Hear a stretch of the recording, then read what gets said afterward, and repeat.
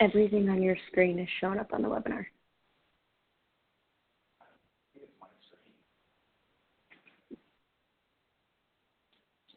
David's IMs are coming through. Oh, is it Beth? Yeah, it's Beth. We're just getting set up, guys. Give us a few minutes.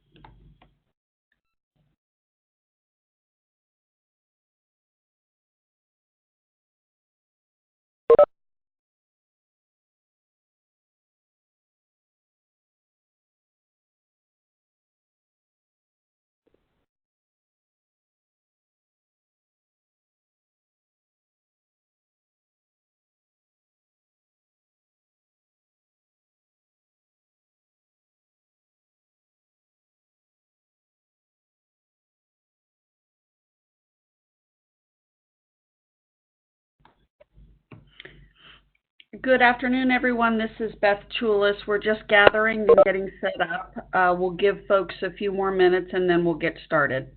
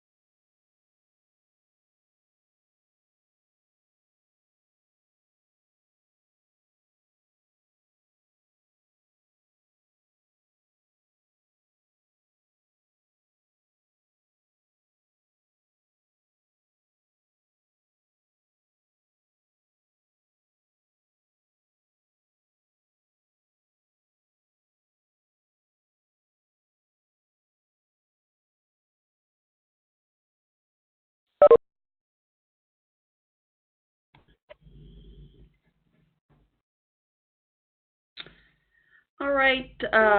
Good afternoon, everyone, and thank you for joining our complimentary webinar on the War for Talent. My name is Beth Chulis, and I'm going to be your host this afternoon for going through our content. So just wanted to welcome everyone. Thank you for joining. Hope you're as excited about this content as I am, and we have a great dialogue around it. So with that, we're going to go ahead and get started.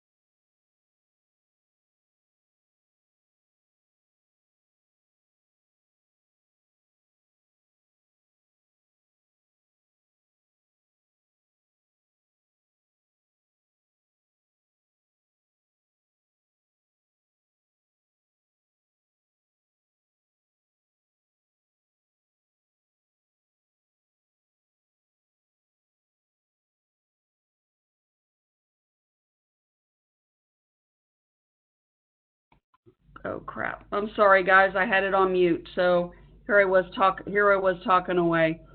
So we'll just keep going into the just a little bit of background about the firm. So on average, we've got about 400 projects annually, and we have been successful in about $3 billion in annual aid for our clients, with about 31% average cost savings through the site selection process. We've also been in business for 30 years. This is our 30-year anniversary, so we've got quite a bit of a track record and success in delivering location solutions for our clients. So just a little bit about the service offerings that we have. We are a global site advisory firm where we help our clients throughout the entire site selection process.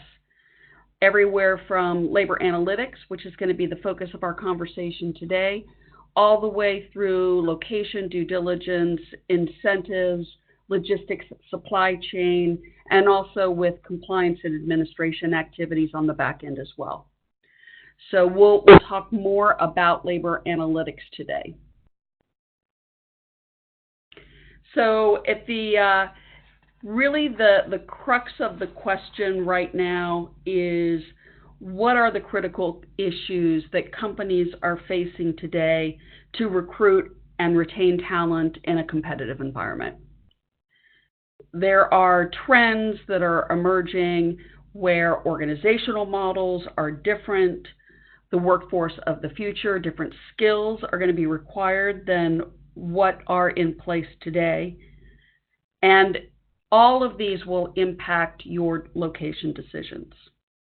And then finally, how do you think about an integrated process that assures a successful outcome for whatever the business questions that you have that you're trying to solve for around labor. And I promise at the end of this, we're going to leave time for questions for any subjects that you'd like to dive a little bit deeper into. So I want to start off by talking a little bit about our value proposition, because I really do think it's a differentiator for HNA. So having credible data these days is really just table stakes.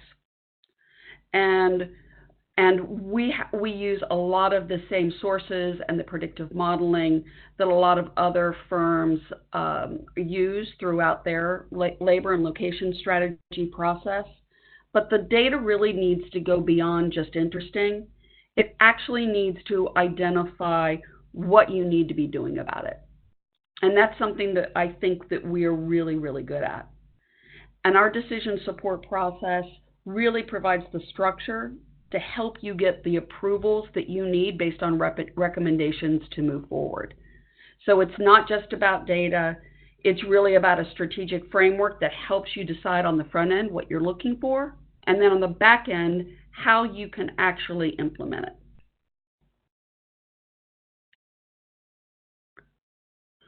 We also know that our clients, it's not a one-size-fits-all.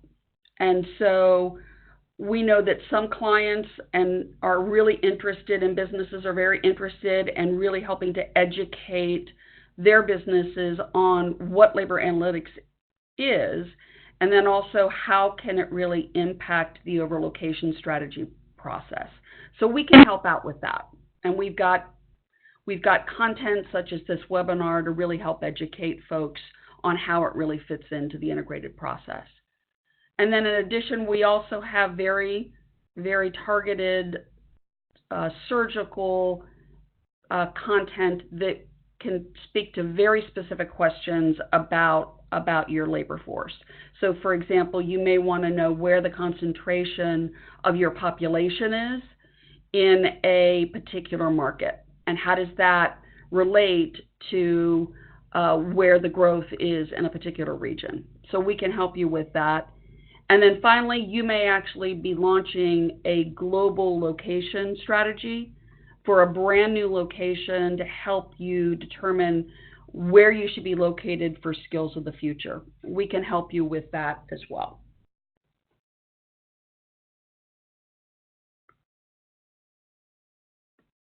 So some of the tools that we use throughout the process, what we've discovered is that telling stories with data is a really, really important of what we do.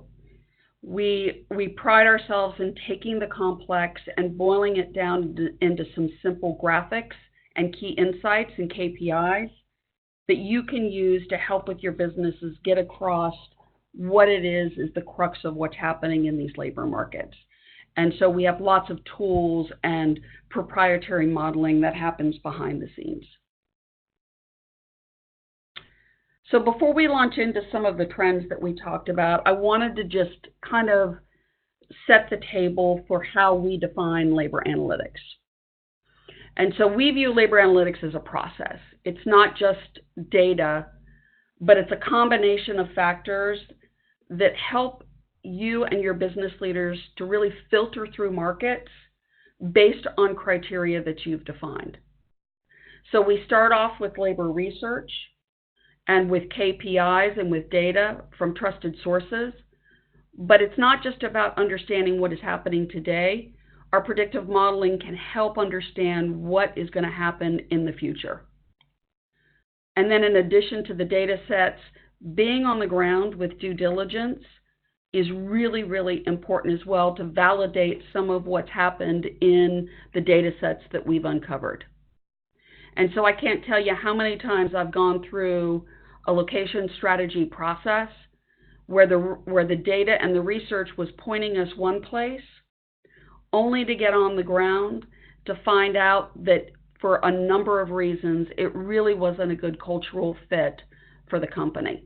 Whether it was life skill issues that were happening, certain market differentiators, or whether it was competition that was happening in a market.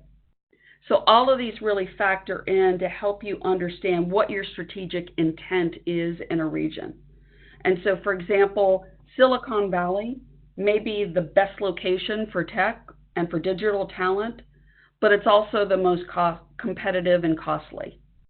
And so we help to frame not only the data criteria, but also what's your human capital strategy so that we can help you cluster markets and demonstrate the trade-offs between them.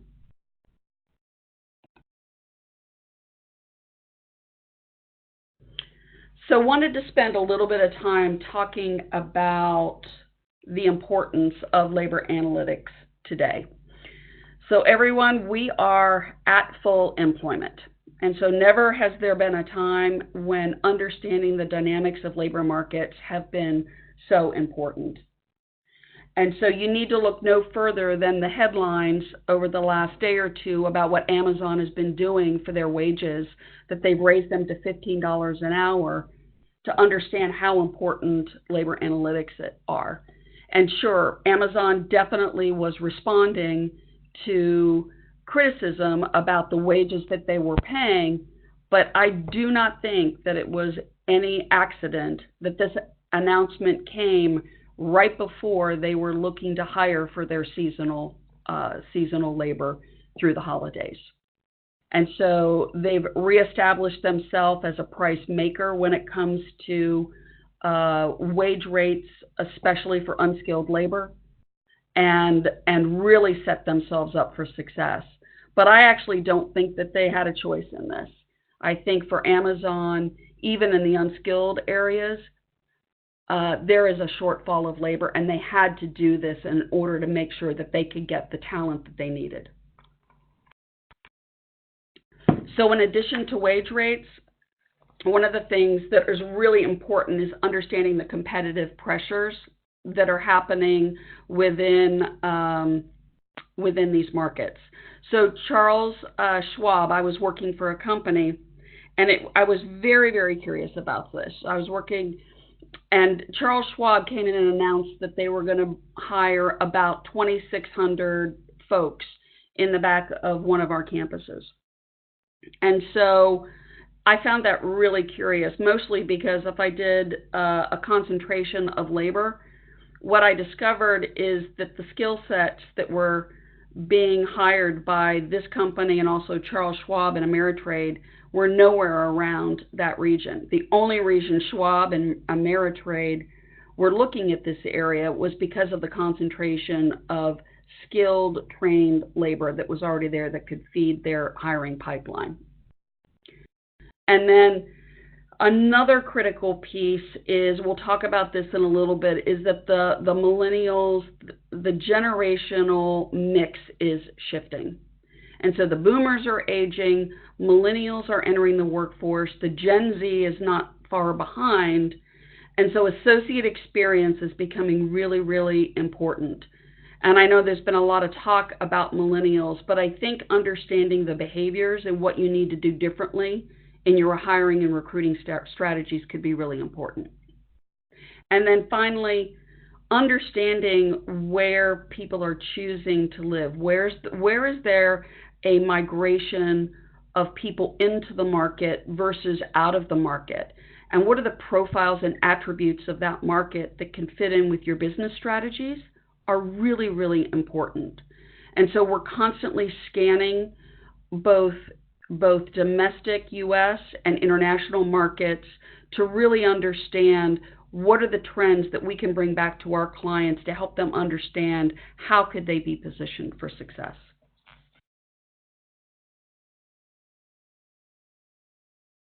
So why does labor matter? Labor costs on average can be up to 80% of a company's cost structure. And so many times companies make decisions about their locations based on where they have available capacity. And that's a little bit of the cart leading the horse.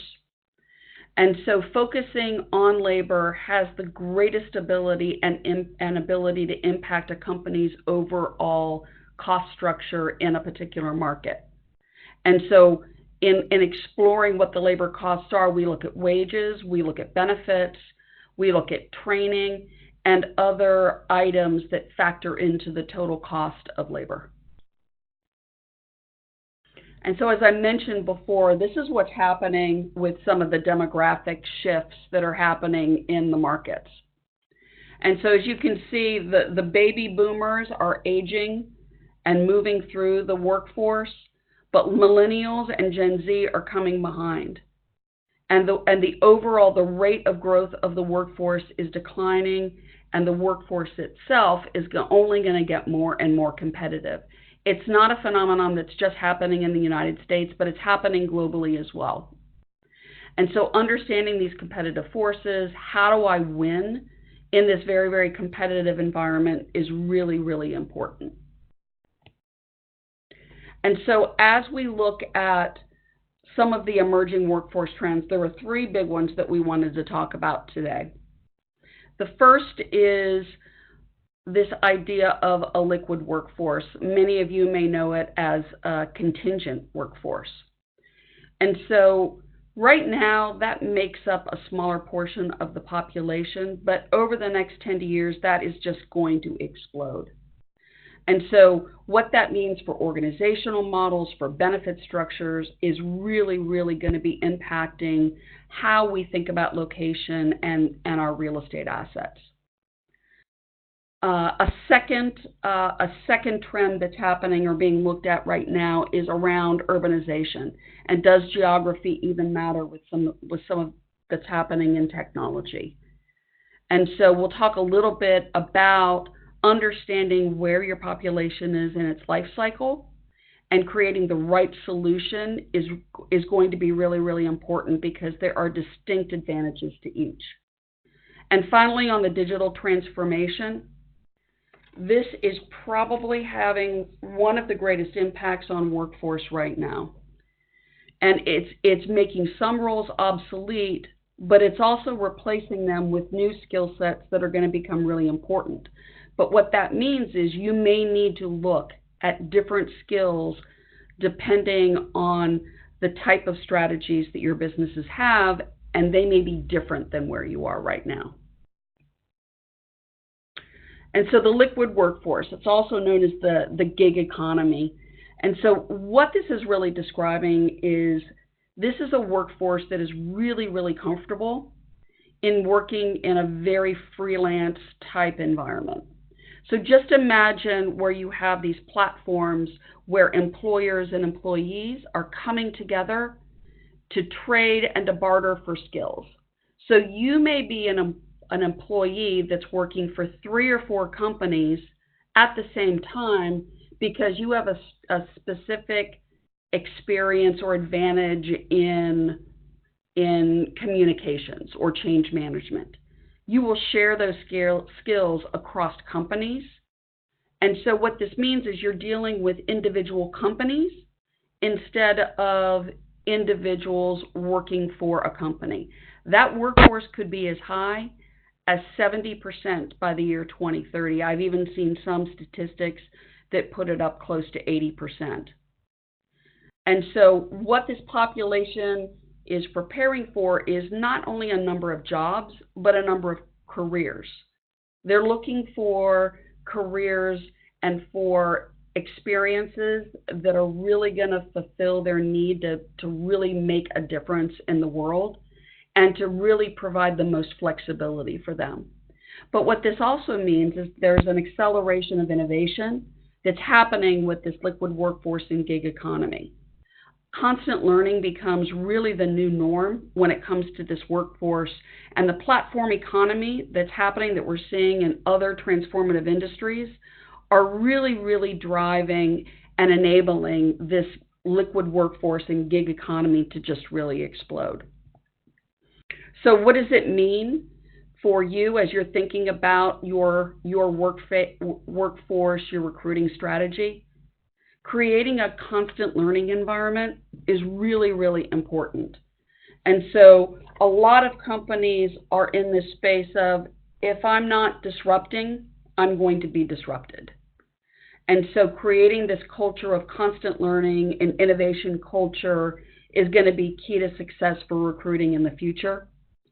New organizational models are also emerging to promote adaptability and agility.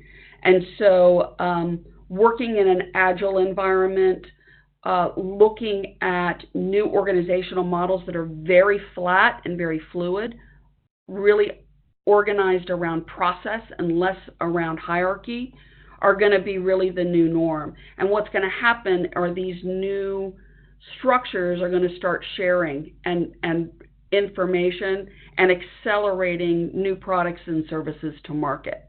So this is really all about agility and flexibility and speed to market, because the pace of innovation is really accelerating. And so if you have a tenured population, the question that you really should be thinking about am I in the right markets to really attract and retain the next generation of workers, because they're going to require very, very different things than the existing tenured population is going to require. Another trend is around urbanization. And so I have heard many folks talk about, oh, everyone's moving back into an urban environment. And I think what we're seeing is that is certainly happening for the bookends.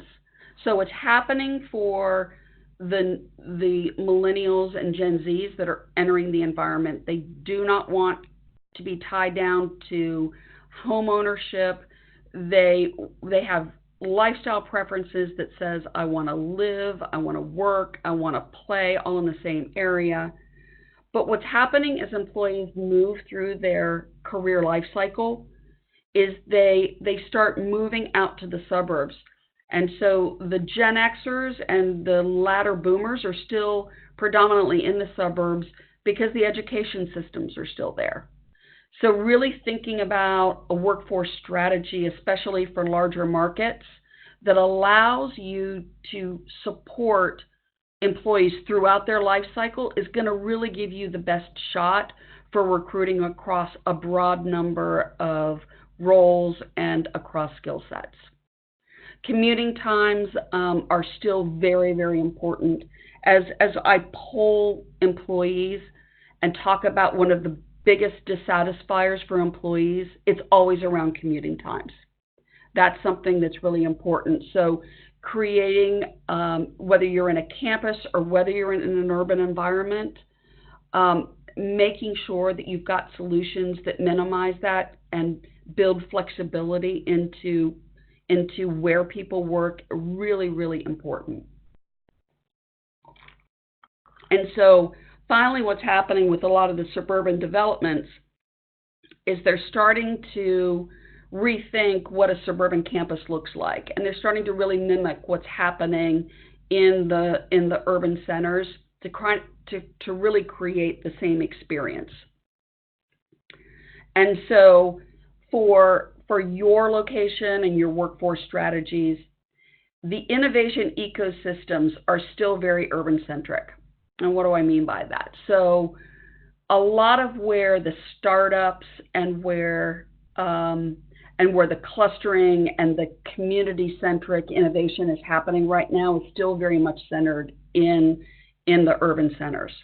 But that doesn't mean that for your companies, there's not a really big case for understanding fit for purpose and right work in the right place. So you may not want to have your back office solutions back down in the urban centers. You may want that out in the suburbs as well, because cost is still a factor. You also need to really think about the unique characteristics of each market. So for large tier 1 markets, understanding an urban and suburban mix could be really important just because the size and scale of the market. But for smaller tier 2 and tier 3, it's probably all in the same, and differentiating between an urban and suburban strategy may not have the kind of weight that it does in a large tier 1 market. And then finally, for the digital transformation, so what's happening is that the workforce is not going to shrink. That's not what's going to happen. It's just going to be different. And so AI and machine learning are creating platforms to really enhance a client experience. There's a human element that is really, really important. So the level of the skills are up tiering. And so what's happening is critical thinking, creativity, really, really important skill sets, because that can't be automated. And it's the same thing with judgment. But transactional roles may be automated. So some of the skills in the call center space where you're thinking about your clients calling in and asking questions about their accounts or login information, that's the type of stuff that will be more and more automated and replaced with higher level interactions. And then innovation ecosystems are really emerging as hubs to help with some of the disruption and the transformation that's happening across various industries. And so as mentioned, so the implications for your location strategy is thinking about the mix of the skills that you have and understanding which ones in the future may be less important. And do you have the right talent in your markets for those critical skills as they are changing? And then finally, everyone right now is looking for digital tech and data analytics. And as mentioned, we are at full employment. For these skill sets, there's actually negative employment. And so it becomes really, really important to go in when you're thinking about how to attract and retain with strategic intent. And what is my strategy? What am I trying to accomplish? What's my end game in some of these markets? Being clear about that will help identify which markets you have the greatest ability to be successful in. Because it's not just where the skills are, it's how am I and my company able to be successful in attracting and retaining the talent. And so finally, I put this in, the co-working facilities is really more of a real estate industry disruptor, but I do think it's worth paying attention to in terms of why it's become so successful and what it means for the workforce. So this whole idea of communal working and the associate experience and concierge of services is equally as important to the workforce. And so the companies that can demonstrate that they're thinking really differently about how to bring people together are the ones that are really going to be successful in attracting especially the millennials and the Gen Z, and the companies that are really, really focused on creating a culture of innovation. Because this really allows for these really casual collisions to occur where a lot of the innovation really happens.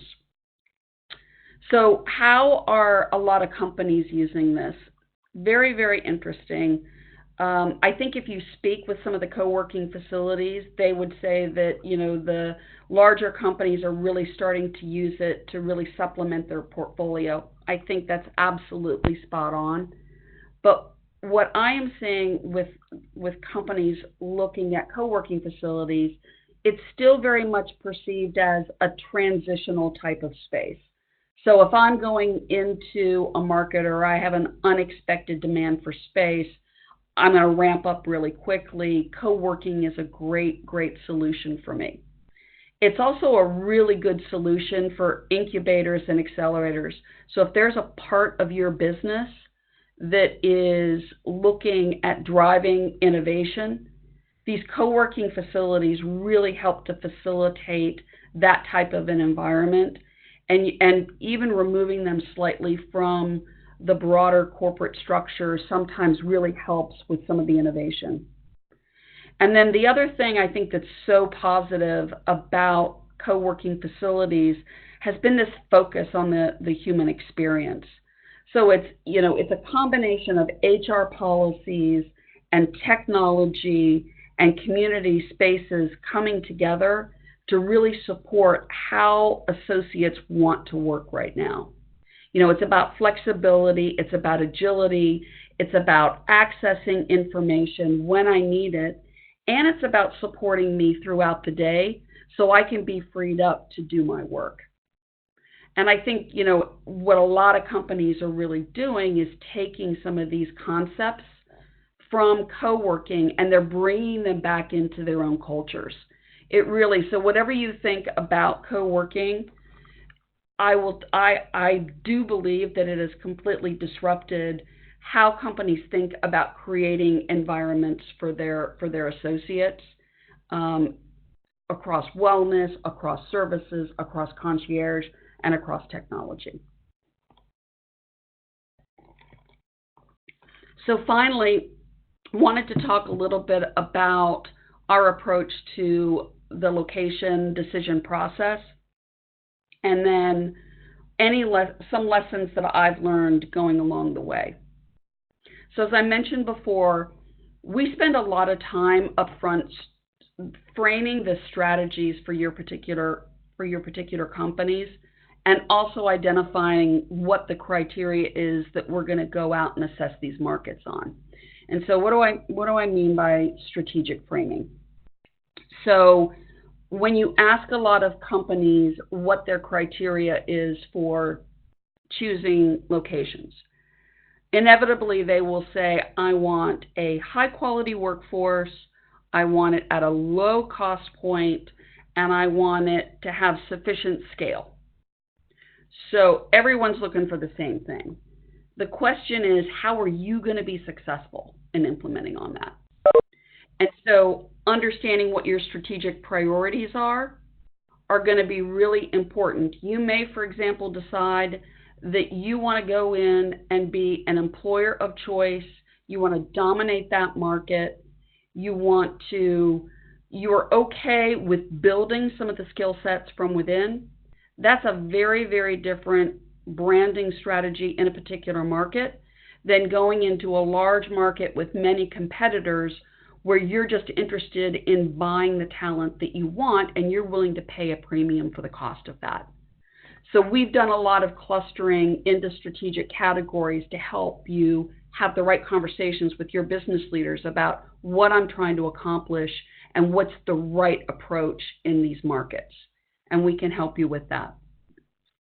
And then as we go through the process, we go through a series of filters through predictive modeling, through data, through desktop analysis that allows us, based on this strategic framing and decision criteria, to get down to about 3 to 5 markets. I will tell you that it's really, really important not to stop the process here, to go into the markets to really test and push at what you've discovered through your initial findings. And then in the incentive assessment and the options analysis, this is where we take a business case approach, where we compare the final markets across a number of KPIs and financial targets, where you can understand what the trade-offs and the pros and cons of each one of these markets are so that you can make an informed decision. And then finally, we will help you with implementation planning. So there's a timeline to delivery. There are incentive approvals and applications that need to be filed. There are tactics for you to be able to be successful in actually achieving the end state that you have recommended. And we can help you with all of those series of steps to get there. Some of them could be a very fast process, and there's implications to that.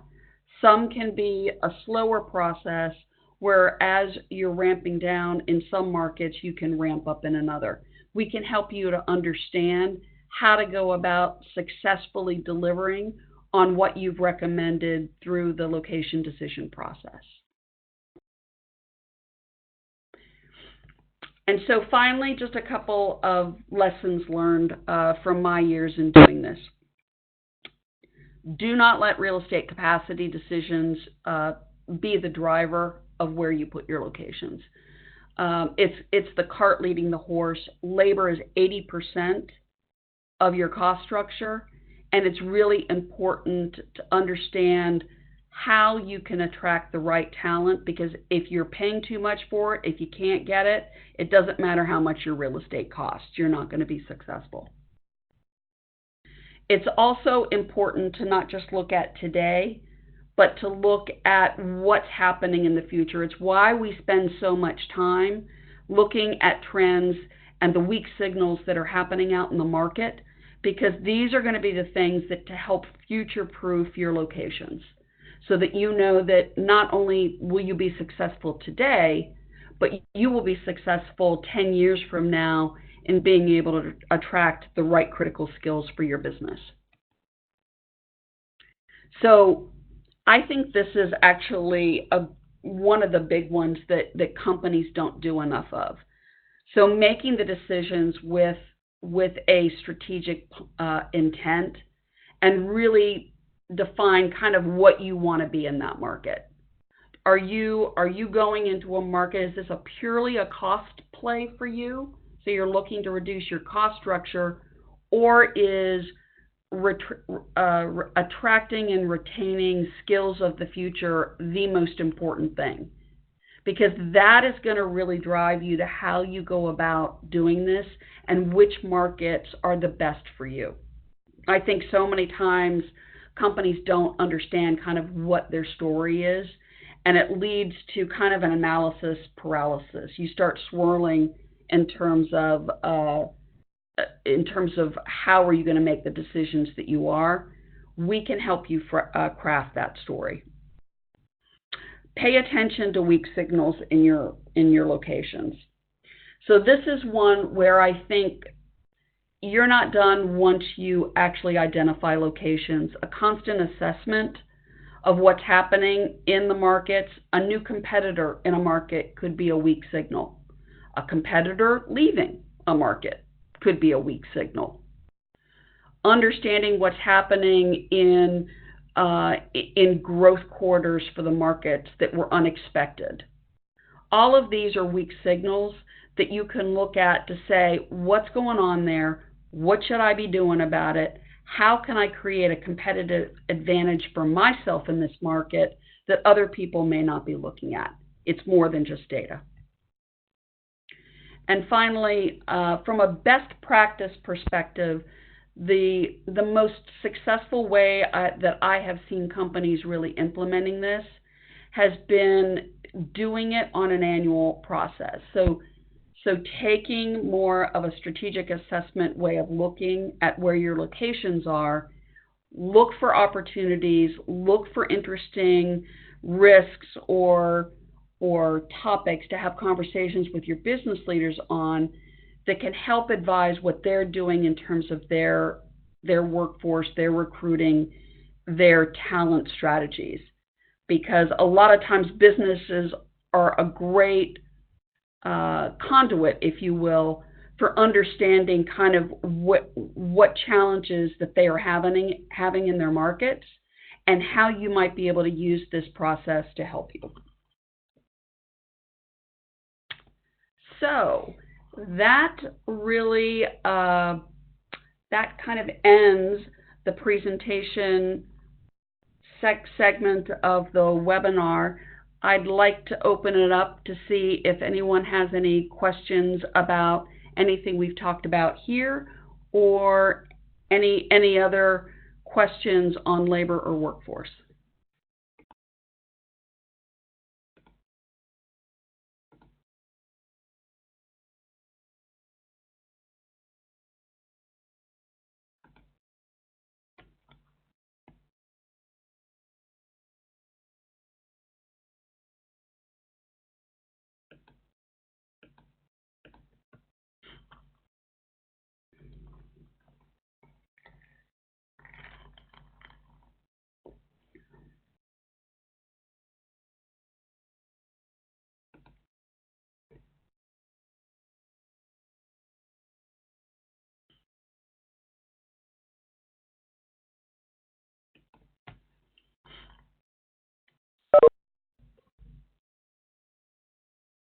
All right.